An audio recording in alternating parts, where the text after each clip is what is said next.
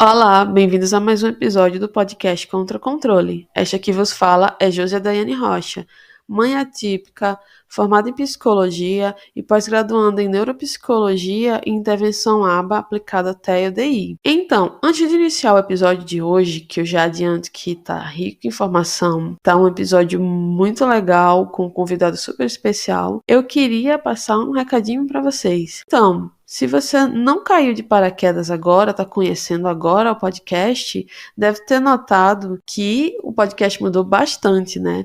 Todo o visual das redes sociais, do YouTube, aqui tá tudo diferente, tudo lindo, tudo caprichado. Então, o Contra Controle é feito por muita gente, incluindo a Milo, que é a nossa agência parceira, responsável por toda a comunicação aqui do podcast e que criou todo esse visual lindo que temos hoje em dia. Para quem quiser conhecer a agência, eu vou deixar o Instagram aqui na descrição do episódio. Então entre em contato, fala com o pessoal da Milo e eu garanto que vocês vão adorar o trabalho deles. Então é isso, bom episódio.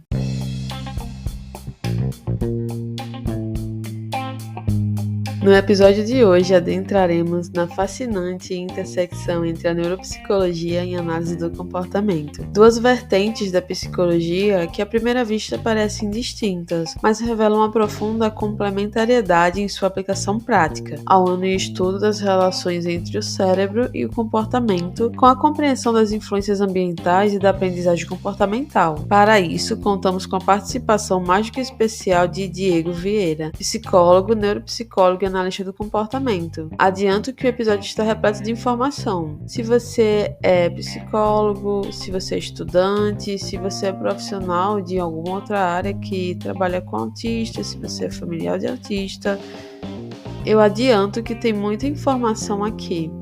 E adianto também que um tema que se destacou muito no episódio foi estresse e um outro foi ansiedade. E eu acho que eu tenho um pouquinho de lugar de fala que a mãe de autistas tem uma coisa que ela faz é se estressar. Então assim, eu tenho certeza que o episódio ele vai conseguir acrescentar informações, vai fazer com que vocês tenham insights legais. Então, se eu fosse você, eu já pegaria meus fones de ouvido, prepararia minha xícara de café para acompanhar esse episódio aqui no Contra Controle. Primeiramente, e antes de qualquer coisa, eu quero agradecer muito a sua participação, Diego. Eu estou muito feliz que você topou participar. Além disso, eu estou muito feliz de poder trazer essa temática, né, da ansiedade que é tão presente nas famílias com pessoas neuroatípicas, porque a gente sabe que a gente leva um estilo de vida bem mais acelerado, bem mais exaustivo que pessoas que não têm membros neuroatípicos na família. É importante, né, trazer esse tema para lembrar das pessoas que são familiares ou até mesmo a pessoa autista, quanto é importante identificar, quanto é importante cuidar disso, porque em algum momento nessa correria louca do dia a dia a gente acaba esquecendo, sabe? Então eu tô muito feliz pela sua participação, mas antes de eu começar a encher você de perguntas, se apresenta um pouquinho, fala um pouquinho sobre você, sobre sua atuação, sobre sua carreira na psicologia, fala um pouquinho pra gente. Olá, primeiramente é um prazer estar falando para o podcast Contra Controle, né, onde a gente está abordando sobre um assunto tão importante e necessário, está trazendo à tona a luz de um arcabouço viés científico, né? A gente sabe que a temática hoje do transtorno do espectro autista se tornou, infelizmente, um mercado, né, onde as pessoas usam da temática para destacar-se em alguma área e acaba que você não está fazendo um trabalho como deve ser feito, com teorias baseadas em evidência, e isso é um problema hoje que nós temos que enfrentar, que faz parte de qualquer realidade com qualquer tema. Eu sou Diego Vieira, sou psicólogo, sou neuropsicólogo, atuo já como membro do Conselho Regional de Psicologia de Alagoas e tenho 5 anos de experiência na área. Eu digo que a neuropsicologia me escolheu, né, porque foi uma paixão, assim, pelos processos de avaliação, né, porque é onde mais eu me volto na área de neuropsicologia, é em avaliação, e para mim é um grande prazer estar falando sobre uma área que eu me dedico tanto, né, aos estudos também.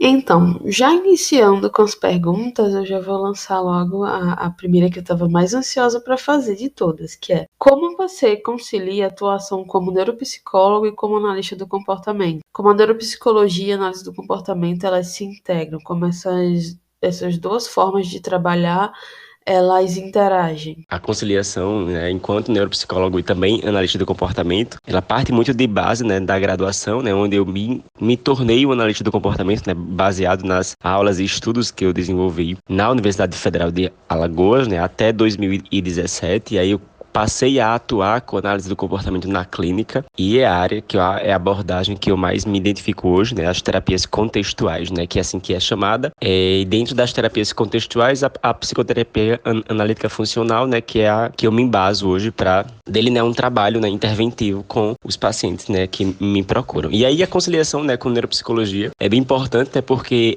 a neuropsicologia, enquanto uma área que avalia os processos neurocognitivos, né, enquanto processos cerebrais, e a análise do comportamento visualizando isso como respostas da pessoa, né, do ser humano, no ambiente funcionalmente em que ela está adaptada, é bastante importante, né, porque existe uma certa ligação muito próxima, né? Veja, se a análise do comportamento ela visualiza o comportamento do sujeito no ambiente em que ele está inserido, e a neuropsicologia vai estar pegando esses comportamentos baseados em um critério que é genético-biológico, com certeza tem muita ligação, né? Uma vez que dentro da análise do comportamento, a filogênese é algo que a gente não desconsidera, né? Nós consideramos sim que existe um aparato neurobiológico e que tem que ser investigado, né? Que tem que ser avaliado, porque ele, algumas vezes, vai ser estímulo discriminativo, né? Para a emissão de respostas específicas, né? Então, o aparato neurobiológico da filogênese, né? Que é o que se aborda em neuropsicologia, né? O que se estuda na área, está muito próximo da análise do comportamento. Quais os sinais de alerta precoces de possíveis dificuldades neuropsicológicas em crianças autistas? E quando é recomendado buscar avaliação profissional? Observando não só pessoas conhecidas, mas também redes sociais, pessoas que postam coisas, que comentam em vídeos, que comentam em posts na internet. Eu tenho observado muito a questão de adultos que suspeitam que possam ter autismo. Então, eu noto que tem muitos adultos que têm procurado avaliação neuropsicológica por suspeitarem. Como é que funciona essa avaliação psicológica de um adulto que ele suspeita ter autismo? É importante essa pergunta, né, a respeito dos sinais neuropsicológicos em crianças, né, porque é isso que geralmente nós investigamos num processo de avaliação neuropsicológica, né, que nós nos embasamos em instrumentos já validados, né, em escalas e instrumentos para diagnóstico de autismo, e aí a gente observa muito mais uma função neuropsicológica que é importantíssima, que é a cognição social, né. Então, dentro da cognição social, existem aspectos de percepção emocional, existem aspectos de teoria da mente, ou seja, processos de funções executivas, né, que são áreas que nós conseguimos estar avaliando como é que se está dando os processos dentro dessas áreas e qual a relação que nós fazemos, né, com o TEA. Uma vez que, para ter um transtorno do espectro autista, é importante que a criança, né, a pessoa que está sendo avaliada, tenha uma disfunção em funções executivas, né? Tem uma disfunção executiva. E dentro das disfunções executivas, existem os processos, né, de teoria da mente, de cognição social, né, que é um quadro principal, um critério principal, né? Eu diria o mais importante, né, dentro do transtorno do espectro autista, né, é a cognição social, né? É esse interesse pelo outro, né? Esse interesse em estar envolvido em atividades, né, e situações que envolvem a outra pessoa, e nisso haver uma troca, né, da pessoa que está emitindo a resposta frente a um ambiente em que vai ser modificado com a mediação do outro. E aí sim cabe estar buscando, né, um processo de avaliação neuropsicológica, né, para investigar, né, com mais cuidado, né, esses processos neurocognitivos, né, que está envolvido dentro do transtorno do espectro autista, né, como um critério importante. Isso é interessante, né, quando a gente fala de diagnóstico para adultos, né, que buscam a avaliação para investigar diagnósticos tardios, que infelizmente essa é uma realidade sim, mas é muito bom porque as pessoas estão tendo mais conhecimento agora dos critérios, né, dos sintomas dentro do transtorno do espectro autista. E aí quando os adultos eles buscam, né, a avaliação para avaliar esses processos, nós estamos muito mais envolvidos em avaliar também, é claro, o aspecto neurocognitivo, mas também nós temos um adulto que aprendeu a se adaptar, né, com as dificuldades, né, que sempre teve, né, em seu desenvolvimento, mas que aprendeu a adaptar-se nos ambientes. E aí nós teremos aí talvez um adulto que era TEA, né, que é TEA, né, que sempre foi, mas que aprendeu a disfarçar algumas características, né, acontece que às vezes esse adulto que procurou a avaliação, ele hoje se mostra como tímido, como um adulto que não gosta de interação com as pessoas e que é da personalidade dele, mas na verdade, quando vai se investigar o histórico, né, de desenvolvimento, nós percebemos que sempre foi uma característica muito evidente e que hoje, como adulto, ele aprendeu a se adaptar. Afinal, nós precisamos estar trabalhando, estudando, né? Estar em contato com as pessoas. É uma necessidade, né? Nossa hoje. E por isso, alguns adultos que sempre foram TEAs, eles aprendem a se adaptar na realidade que vivem, né? E por isso, às vezes, disfarça muito, né, as características. Mas, enquanto a avaliação neuropsicológica de adultos, ela não difere do processo com crianças, né? A diferença é nós só nos atentarmos para um repertório já consolidado, baseado nisso, né? Em um adulto que aprendeu a se adaptar e disfarçar algumas características, né, e comportamentos que sempre apresentou como disfuncional, mas que foi entendido que é da personalidade da pessoa. E aí, esse critério é um ponto importante para se investigar, não só analisando o desenvolvimento, né, o histórico desse adulto desde a fase de criança, como também como que ele fez para disfarçar, né, essas características e até que ponto que ela é disfuncional para esse adulto, né? A gente sabe que tem vários graus, né, de TEA, mas geralmente os adultos que procuram a avaliação, eles estão em um nível de suporte 1 e aqueles que são mais de nível de suporte 2 e 3, eles geralmente não já tem um diagnóstico já, né, de outra patologia, por isso a busca não vai ser tão marcante quanto os de nível de suporte 1, né, que são os adultos que procuram para fazer uma avaliação. Então, Diego, a gente sabe que a vida de todo mundo, ela contém desafios, sabe? Mas quando a gente fala de uma pessoa autista ou um familiar, um responsável por uma pessoa autista, ou seja, com qualquer outra necessidade de adaptação, a gente sabe que esses desafios, eles são bem maiores e mais frequentes, porque, enfim, a gente vive num mundo que ele não foi programado, digamos assim, para acolher necessidades. Então, assim, para essas famílias e para essas pessoas, os desafios eles são diários. Então, você pode falar para a gente algumas estratégias, algumas dicas para desenvolver resiliência e adaptabilidade diante desses desafios e dessas mudanças na vida? Importante essa pergunta, né, a respeito dos desafios, né, que os autistas e os familiares enfrentam hoje em dia, né, porque existem algumas dificuldades, né, alguns desafios que são muito pertinentes, assim, muito comuns a todas as famílias, né, ou a maioria delas, né, que nos procuram, né, para falar sobre os desafios, que tem muito a ver com a inclusão, né, esse é um ponto crucial, que sabemos que no Brasil estamos longe de ter uma educação inclusiva de qualidade, né, infelizmente o nosso sistema ele não proporciona uma educação inclusiva de qualidade e por isso essa vai ser uma grande demanda, né, um grande desafio, né, que a pessoa que tem TEA e familiares de pessoas com TEA vai ter que estar enfrentando. E quando a gente fala de dificuldade de inclusão escolar, a gente fala de dificuldade de inclusão na universidade, inclusive, né, de inclusão no mercado de trabalho, de inclusão nos espaços sociais em que essas pessoas elas já têm direitos já consolidados e por isso é um grande desafio hoje nós trabalharmos com educação inclusiva e como é que o sistema, enquanto Brasil, né, enquanto Ministério, até enquanto Ministério da Saúde mesmo, né, com mecanismos, né, que de fato incluem com intervenções baseadas em evidência, né, que é isso que temos que estar buscando e proporcionando para com essas pessoas, seja na escola, nos espaços de saúde pública, né, nos espaços sociais como um todo. E aí, dentro desses desafios da educação inclusiva, né, nós temos um déficit gritante quanto ao tratamento também, né? O padrão ouro para a TEA, né? Hoje nós não temos um sistema em que valide uma intervenção baseada em evidência científica de qualidade como nós sabemos que é realizado, né? Padrão ouro em esferas como nos Estados Unidos, né? E América do Norte. Então essa é uma realidade gritante hoje, né? Que temos que estar enfrentando, uma vez que nós sabemos que a análise do comportamento enquanto ciência já é validado cientificamente, precisa estar dentro do Sistema Único de Saúde, mas que essa realidade está muito distante, né?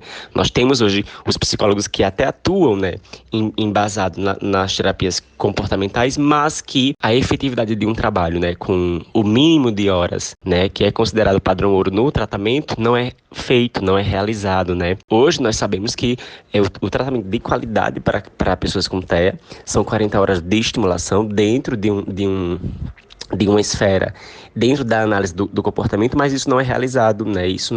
Essa não é a realidade das famílias brasileiras, né? Sabemos que são poucas as pessoas que podem estar degustando, né, uma intervenção de qualidade para pessoas com TEA no país, uma vez que pelo sistema público não é oferecido, né, essa proposta interventiva que considere todos esses aspectos e o quanto que é importante essa estimulação para crianças com TEA, né, para pessoas com TEA de modo geral. Então eu sugiro, né, para familiares que estejam atentos à escola que seu filho está participando, né? Ele tem um auxiliar de sala, né, que em alguns casos vai ser muito importante, na maioria dos casos é importante que se tenha. Ele está tendo um acompanhante, um assistente terapêutico, né, que também é uma proposta que também é reconhecida já internacionalmente como padrão ouro para o tratamento. Ele é supervisionado por um analista do comportamento. Esse analista, né, que tem experiência na área, ele supervisiona o trabalho de toda a equipe multidisciplinar que atende essa criança. Essa é a intervenção, essa é a proposta que hoje nós consideramos que é baseado cientificamente, já é comprovado, né, que tem que ser desse modo o formato de tratamento para pessoas com TEA.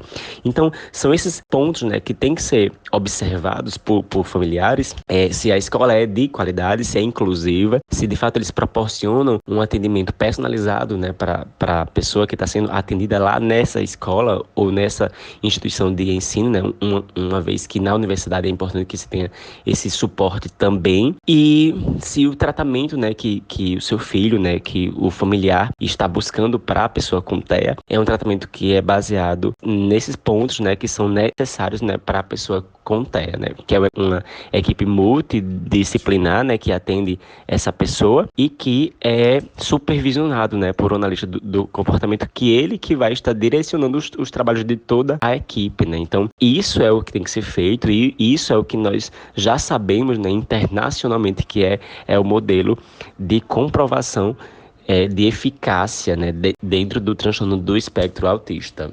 Mães de pessoas autistas têm níveis de estresse semelhantes a soldados combatentes. É o que aponta um estudo realizado com famílias norte-americanas no ano de 2008. Existe uma outra pesquisa que também fala sobre a questão do estresse relacionado à paz. Esse é um pouquinho mais recente, mas eu não vou ter a data agora de cabeça. Tem um outro estudo feito com mães chinesas de filhos autistas que ele aponta que essas mulheres, em geral, exibem altos níveis de ansiedade e sintomas depressivos. Então, por esse motivo, foi que eu decidi trazer esse tema. Nós sabemos que os desafios são muito grandes, né, para as pessoas com TEA e familiares, né, que isso pode estar gerando, né, é óbvio, uma situação bem estressante. Na verdade, eu considero que, assim, ser familiar de pessoa com TEA e até o próprio TEA, por às vezes não ter uma intervenção de qualidade, acaba que vivencia, é natural, sintomas e características, né, que apontam muito para o quanto que está sendo estressante o dia a dia das pessoas, né, que convivem com esse quadro, uma vez que você tem que estar buscando o tempo inteiro um tratamento de qualidade, uma educação inclusiva de qualidade, e tudo isso requer um desgaste, né, um certo desgaste emocional e físico, inclusive, né, que pode estar ocasionando o estresse, né, que se formos considerar as condições de estresse, nós sabemos que é um quadro onde a pessoa está em exaustão, né? Exaustão emocional, exaustão física, né? Que pode estar gerando um quadro de muito incômodos e características outras, né, que vai sendo apresentadas conforme a pessoa está lidando com um quadro que é muito difícil, né, que não está sabendo lidar com a situação e por isso, né, gera sintomas de estresse, né, que já conhecemos, né, como dor de cabeça frequente, insônia, dificuldade para se concentrar, né, dificuldade para fazer o que tem que ser feito dentro do seu trabalho normal. E veja, né, o quadro de estressante, ele pode estar gerando um quadro de ansiedade também, né? Existem muitos quadros, assim, já conhecidos, né, onde a pessoa tem um histórico de estresse na vida dela, em que gera um quadro de síndrome de burnout, né, que geralmente é o adoecimento do trabalho, né, ou seja, eu estou tão estressado no meu trabalho que isso gera uma síndrome de burnout, né, que são as características, né, que já conhecemos enquanto estresse, mas que vai se evidenciando com muito mais força, né, dentro da síndrome de burnout, né, onde a pessoa, ela diariamente está tendo uma exaustão, né, está tendo uma dificuldade, né, para exercer as atividades laborais, né, como sempre exerceu. E nisso tem a dificuldade de se concentrar, né, a dificuldade para se relacionar com o outro, a dificuldade para promover um ambiente onde você esteja satisfeito, né? A gente sabe que isso é muito comum, né, que seja conhecido, né, que seja vivenciado, mas que faz parte do dia a dia, geralmente de pessoas com familiares que são familiares de crianças com TEA e precisam estar vivenciando os desafios, né, que de fato são estressantes mesmo, porque você tem que estar buscando um atendimento de qualidade para a criança, né, e muitas vezes ela não é lhe proporcionada.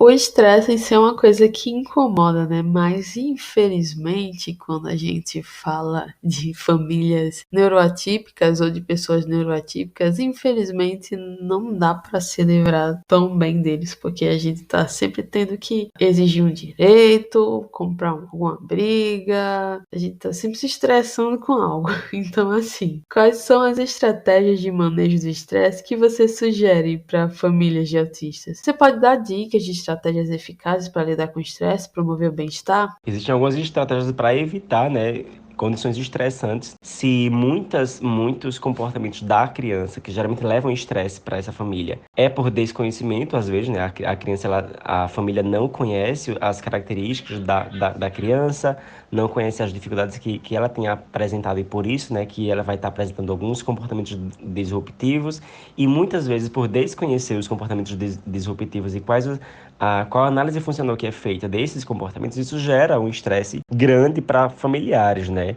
Eu diria assim, por duas vertentes, o estresse com a criança e o estresse com o sistema público, né? E às vezes até o particular mesmo, que não oferece uma intervenção de qualidade.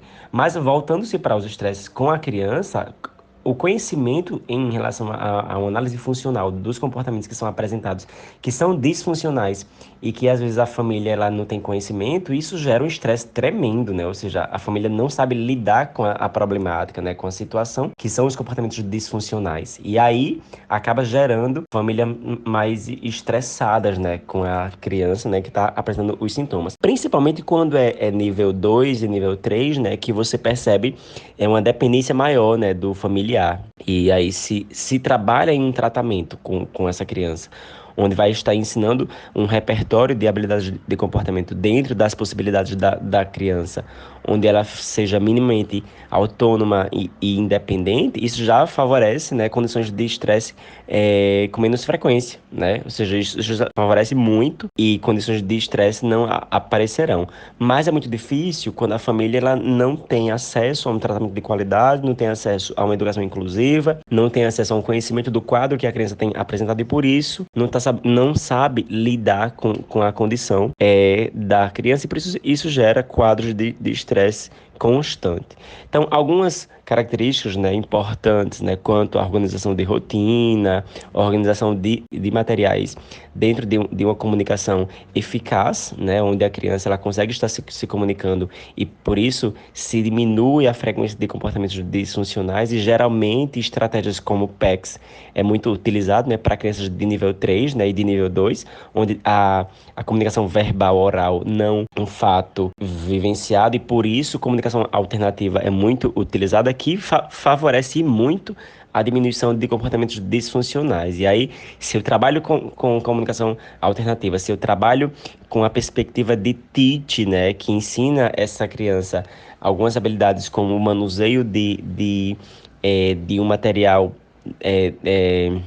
adaptado para ensiná-lo habilidades de aprendizagem, tudo isso são evidenciados já cientificamente o quanto que é importante para que organize, né, para que essa criança ela evite de estar em situações de comportamentos disfuncionais. E a família ter esse conhecimento é importante, é crucial, claro.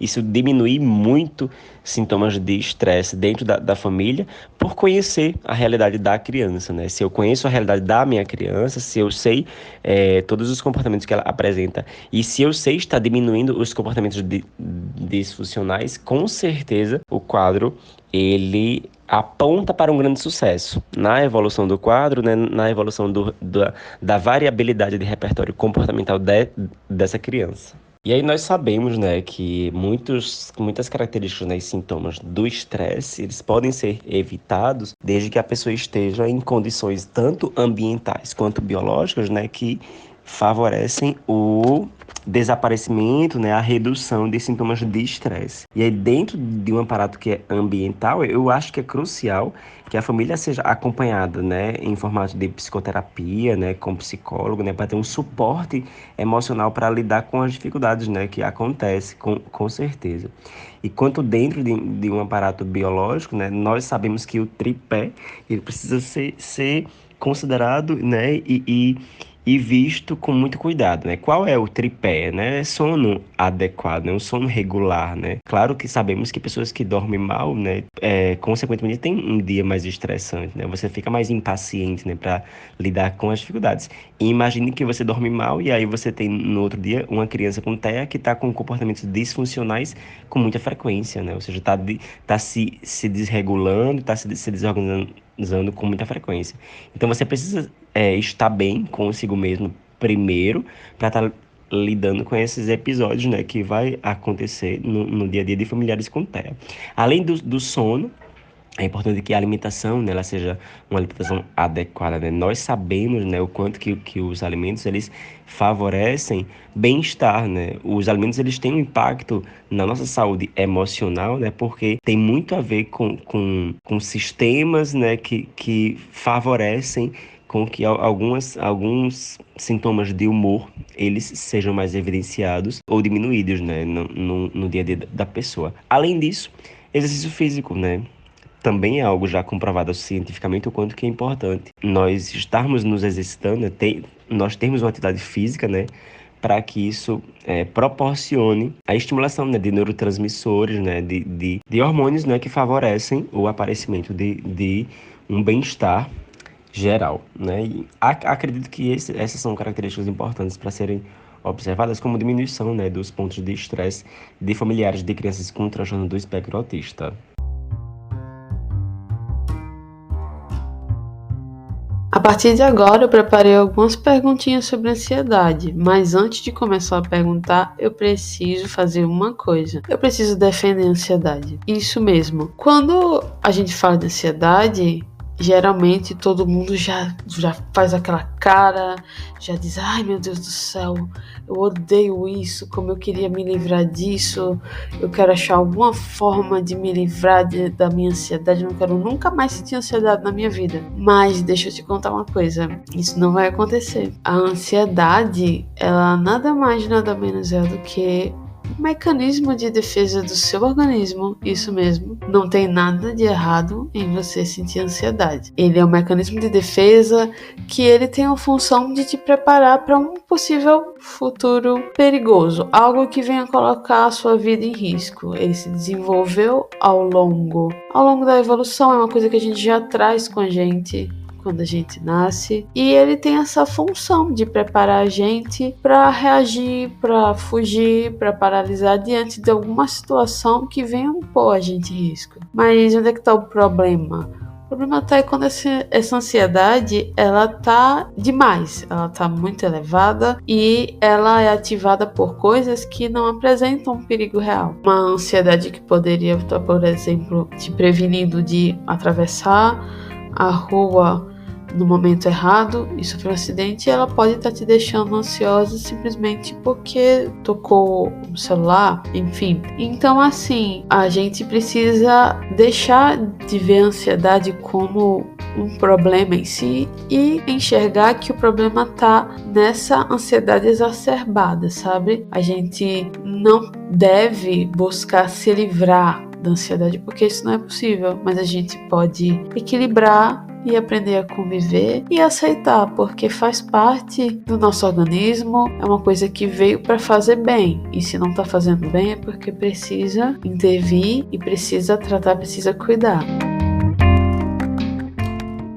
A gente sabe que para responsáveis por autistas, principalmente crianças mais jovens, ou no nível de suporte ali 2, nível 3, é um pouco mais difícil, principalmente para mães, porque infelizmente a gente vive numa sociedade em que a responsabilidade do cuidado ela vai quase que exclusivamente para as mães ou para avós, ou sempre para uma figura feminina. Então essas mulheres que ficam ali de frente no cuidado dessa pessoa, acho que elas acabam tendo que sacrificar um pouco essa área, sabe, da vida. Mas fala pra gente algumas formas eficazes de incorporar o autocuidado na rotina diária. Alinhando ainda o pensamento a respeito desse bem-estar, né, que a população em geral ela pode estar buscando, se a gente não se cuida, isso automaticamente pode estar gerando sintomas de ansiedade também, né? Uma vez que muitas vezes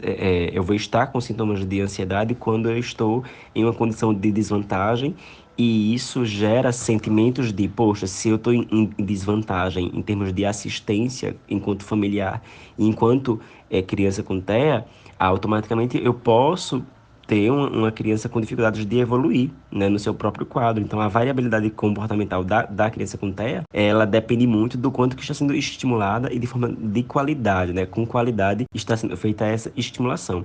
Então, se a minha criança, eu já visualizo que hoje ela não está em contato com estimulações importantes e necessárias de qualidade para seu desenvolvimento. Automaticamente isso gera condições mais de estressantes e automaticamente também condições de ansiedade, né? Uma vez que eu convivo com outras crianças, né, que eu estou percebendo um desenvolvimento dentro do esperado para a idade, e acaba que eu visualizo a minha criança e vejo que ela está com desenvolvimento em atraso.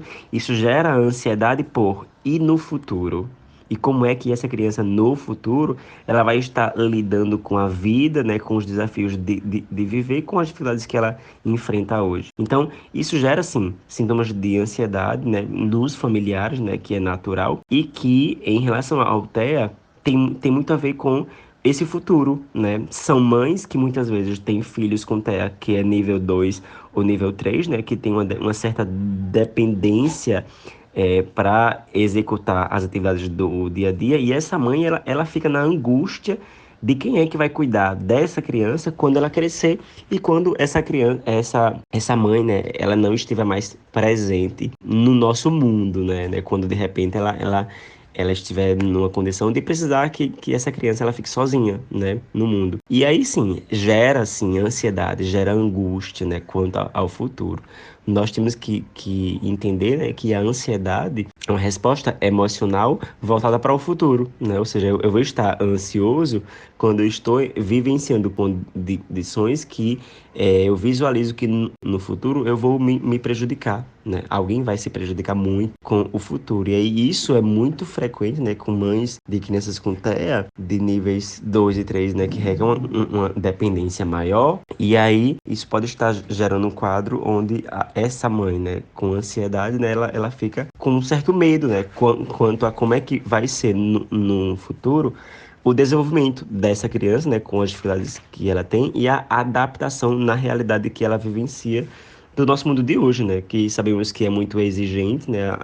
É importante que exista uma variabilidade comportamental para lidar com as dificuldades que o mundo nos oferece diariamente. E se eu tenho uma criança, né, com dificuldade de desenvolvimento desse repertório comportamental, naturalmente isso vai estar gerando quadros de ansiedade. Que aí eu preciso agora ter uma divisão coerente, né? Quanto a que nível de ansiedade que eu vivencio é natural, que nível que seja a ser mais patológico.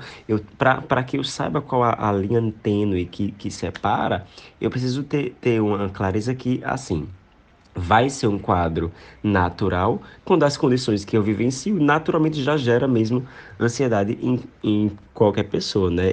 Imagine que você tem uma entrevista de emprego amanhã. É natural, né, que você esteja com sintomas de ansiedade antes de ir para a entrevista, né? Então, assim, em quadros que você percebe que a condição ela não aponta para um quadro de ansiedade no nível que você apresenta, então isso passa a ser mais patológico, né? Então, os sintomas de ansiedade que eu sinto, eu preciso estar pensando, é natural para o que eu estou vivendo? Ou o que eu estou vivendo agora é inconcebível, incompatível com os sintomas de ansiedade que eu tenho apresentado. Aí sim, isso passa a ser patológico, né? É preocupante quando, nesse nível de ansiedade, eu não consigo estar fazendo uma associação com o que eu estou vivendo hoje, né? E aí, muitas vezes, essa pessoa ela não busca um tratamento eficaz, ela não busca uma psicoterapia, e por isso pode estar gerando uma bola de neve, né? Onde a pessoa ela vai estar em um quadro mais difícil, né? De estar lidando, né? Porque não tratou os sintomas que vinha apresentando.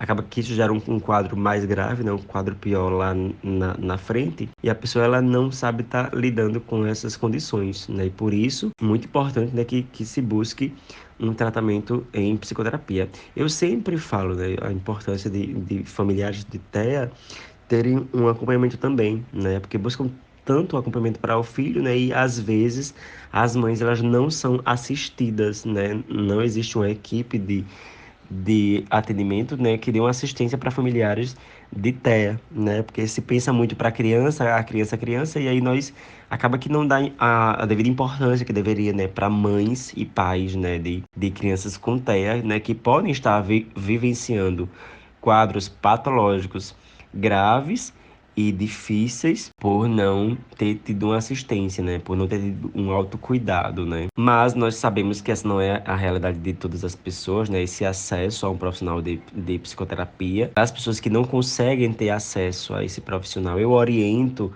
a importância de você envolver-se em situações, em ambientes, né? E com pessoas que lhe proporcionem um bem-estar, né?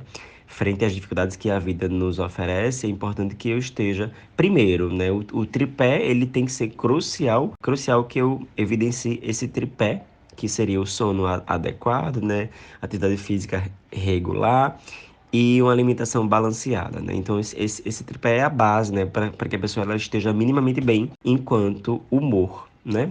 E aí, associado a isso, eu preciso estar participando de ambientes e situações com pessoas que, de fato, me engrandeçam, né? Que eu veja, né? Que tem uma certa perspectiva de vida, né? Uma visão de vida em que eu sei que é de qualidade, é importante, né? Para minha existência, que eu participe de grupos, inclusive, né? É importante que eu esteja envolvido em ambientes em que eu me sinta bem, né? Isso enquanto alguém que não pode, né, ter acesso à psicoterapia. E aí, envolver-se em situações com grupos importantes é crucial, né, para o bem-estar, né, o acesso à atividade física, envolver-se em projetos, né, que você tem sucesso, né. Então, tem toda uma trajetória aí que podemos estar pensando enquanto autocuidado. Então, Diego, a gente tá chegando no finalzinho desse episódio e eu queria que você deixasse um recadinho para os ouvintes e também os meios de te contactar se alguém quiser falar com você, marcar uma consulta, uma avaliação ou te convidar para um evento ou algo do tipo. Como é que essas pessoas podem te encontrar? Para finalizar, né, quero mais uma vez agradecer, né, o convite. Foi muito bom estar batendo esse papo com você, né, que já tem mostrado tanto podcast importante, né, por aqui. Eu estava ouvindo vários, né? Eu sempre acompanho, né, teu podcast e sempre gosto dos temas que você traz aqui, né? A forma, né, como você aborda esse programa, né, esse podcast é muito bacana, né? Assim, é muito gratificante, né? Você ouvir pessoas que estão se consolidando, né, enquanto promover conhecimento para o público geral, e isso é muito bacana estar participando. Eu adorei, inclusive, tá, esse momento nosso. Para a galera geral, né, para todas as pessoas, eu oriento a importância, né, de, se possível, né, vocês buscarem, né, um atendimento, uma assistência psicológica, né, para estar lidando com os desafios que a vida nos oferece, né?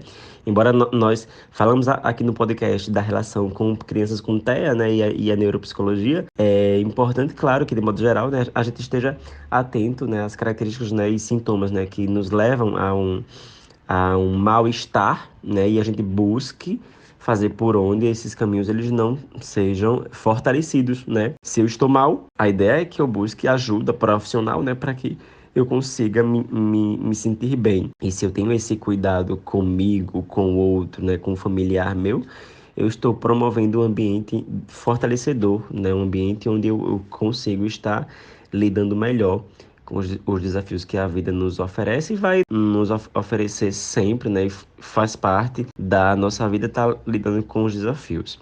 O que eu não posso é compreender que a vida ela é muito romântica, é muito bonita, é um mar de rosa, porque aí acaba que eu vou quebrar a cara, né? Eu vou me decepcionar com as pessoas, né? Eu vou, inevitavelmente, estar em situações de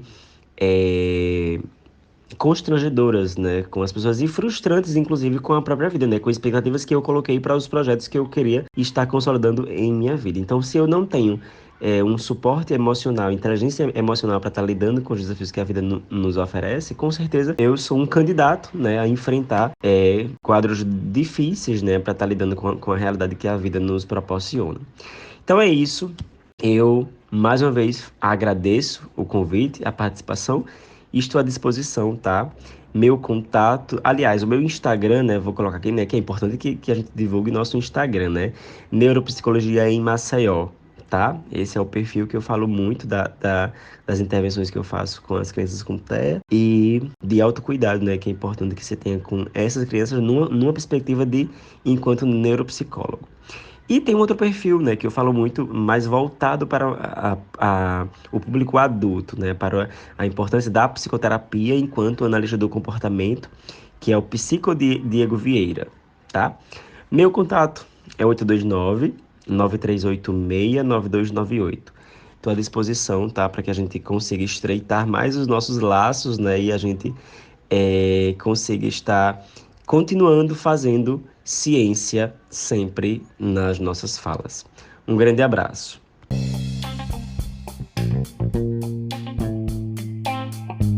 Então, chegamos ao final de mais um episódio do podcast Contra o Controle. Eu tô muito feliz que você tenha ficado comigo até aqui. Quero agradecer mais uma vez a participação do Diego Vieira, que pôde abrilhantar esse episódio com tanto conhecimento. Outras vezes vai ser super bem-vindo. Eu vou adorar te receber novamente. A gente pode escolher um tema bem legal para abordar aqui. Segue nas redes sociais em @podcast Contra o Controle no TikTok e no Instagram, @jrocha.pc no Instagram e também podcast Contra Controle no YouTube, que até agora ele tá exclusivo para episódio do podcast em vídeo. Isso é provisório porque eu tenho planos para ele, para abastecer com mais coisas daqui do podcast, coisas externas, bastidores, enfim. Mas isso é plano pro futuro, então calma lá. Ainda não vai começar agora. E tem uma caixinha de comentários embaixo de todos os episódios, então se você quiser deixar um comentário, fica à vontade. Peço que também siga o podcast Contra Controle nas plataformas de música, na plataforma de música que você preferir ouvir, você coloca para seguir, classifica, dá uma notinha pra gente. Isso ajuda muito a motivar, a saber que vocês estão gostando do conteúdo. Compartilha esse episódio com as pessoas que você gosta, com a sua família, com seus amigos. Se você sentir que tem informações que pode acrescentar na vida dessa pessoa, se você gostou do episódio, vai lá, compartilha, divulga, porque isso ajuda a gente se sentir mais motivado para continuar produzindo. Então é isso, até o próximo episódio. Tchau, tchau.